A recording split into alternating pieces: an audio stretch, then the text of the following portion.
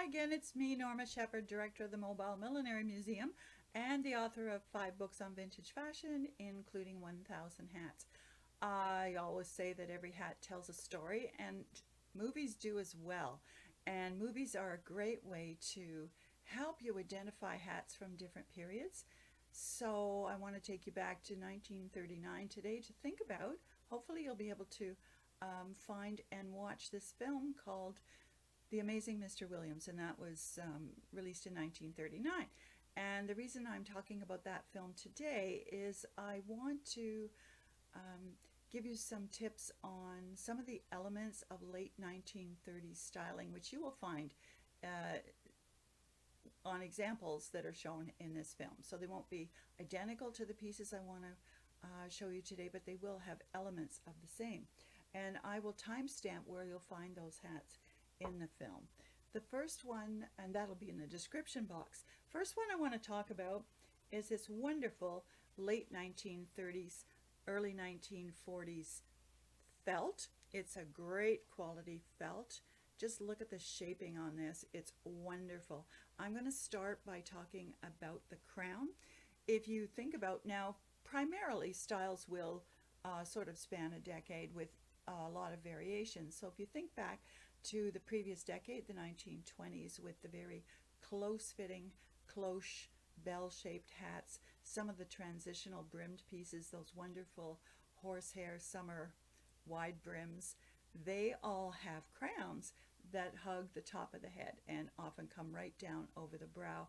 And it was a wonderful, innovative look. As you move into the 1930s, you're going to find that the crown is more of a Juliet cap style, and the crown slipped to the back. So this is a great example of such a hat. Now this particular crown is teardrop shaped.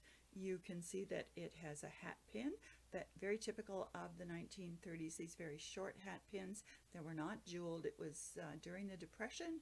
It was not as an affluent age as the 1920s. And so the milliners were very clever in still using hat pins, but using remnants from whatever the hat was made from, or sometimes from contrast. So it could have been fabric. In this case, it's a felt. Now, that hat pin would have maybe assisted in securing the hat, but we can see that there's some some bobby pins here, which also helped to keep that hat on, because you can see there's no strap. There's really not a whole lot to it.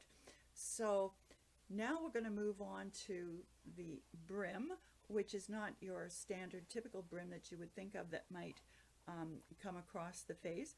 In the 1930s, of course, Hollywood was designing for, obviously, for the movies, and directors did not want brims that would interfere with camera shots of their actresses unless it helped tell the story, maybe a woman of mystery or something like that.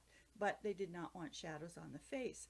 Now, this particular one, as you secure it to the back of your the back of your head, you can see that the interest in this hat, this brim, is very vertical. It's a beautifully shaped double bow, and the hat that you're going to first see in the movie is similar in that it has a lot of verticality. Now in the back, of course, it also hugs the head, but there is almost a draping of fabric, and it brings to mind the hats with snoods that the women wore just a few years later during the Second World War as they worked in factories. Now, hats with snoods and snoods themselves have been done before. Seems to me that I'm pretty sure it's 1860s.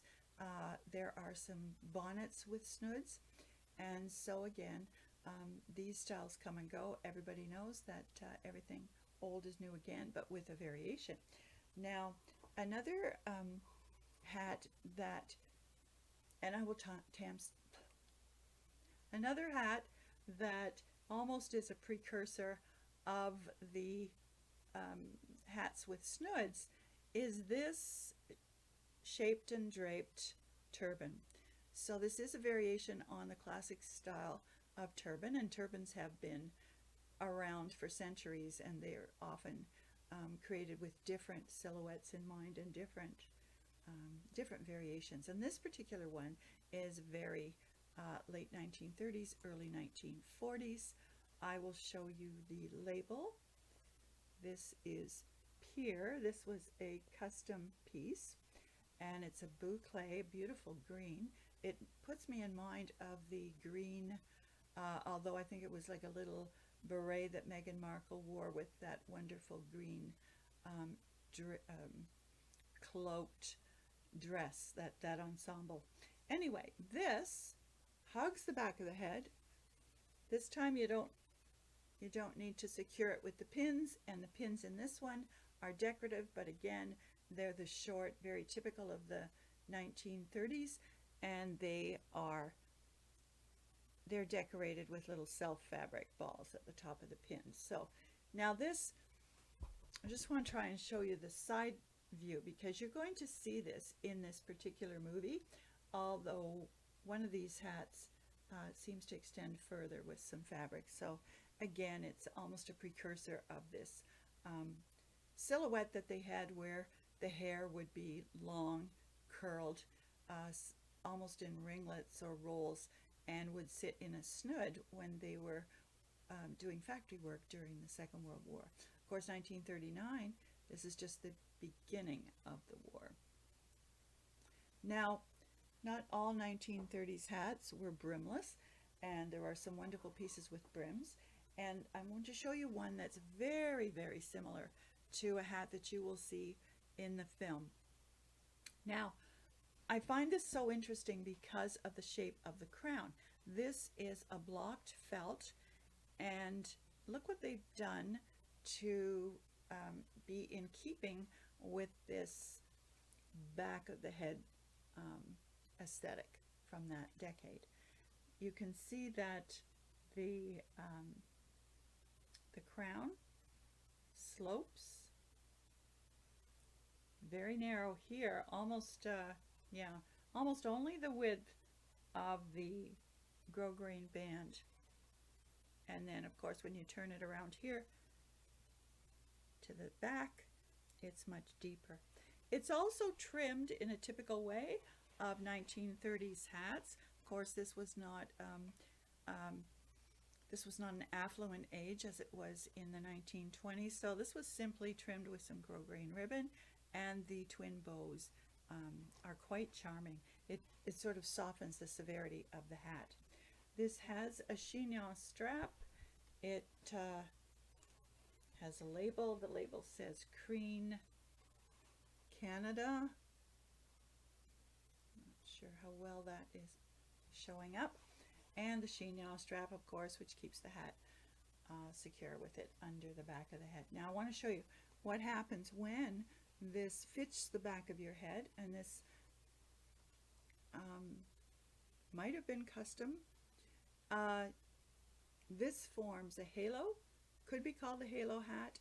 These were also called picture hats, and it's perfect because it frames the face, it doesn't shade the face, and it on the side view, of course, it gives this aesthetic of the back of the head. So keep in mind, a well-made hat, something that suits you, should always look good from every angle. And if you want to be fashionable in the time, then you need to consider all aspects, not just the front. And this is why it was great to go to a milliner, because she would have that skill.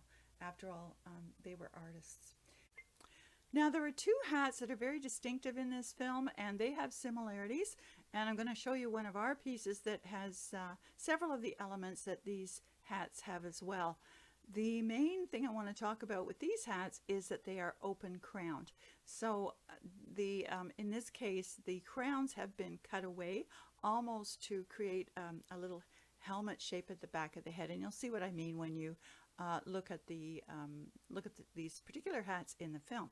Now, the one I want to show you is, it has several elements to mark it as typical late 1930s. First of all, it is a high quality felt, a beaver felt, And felts were very popular in the 30s because it was during the Depression. You could make a hat by cutting down a hat from an earlier period, and also you could wear felt winter and summer. Now, I think one of the reasons that this particular piece may have been cut away in the back would be to make it more typical, more suitable for summer. Both of the hats in the film also have some detail, some interest at the top of the crown to make the hat, interesting face on. And they both have, I believe, either a jeweled pin or some type of beading or rhinestones or something on there to give a little sparkle and make it suitable for an evening piece. This one as well has this bow shape, simply shaped by blocking the felt, and then it has a period pin, wonderful big rhinestones just marking the center of the bow. So those are the hats I wanted to talk about today. I hope you enjoy the film, The Amazing Mr. Williams, if only for the hats, which is great fun. So if you enjoy this type of content, I will be doing more pieces on more videos on dating hats with help from the old movies. I post Mondays and Thursdays. If you have any suggestions or questions about a particular period in millinery or a particular style, please leave me a comment. In the meantime, hit like, subscribe, share if you have a mind to, and as always, have a happy day.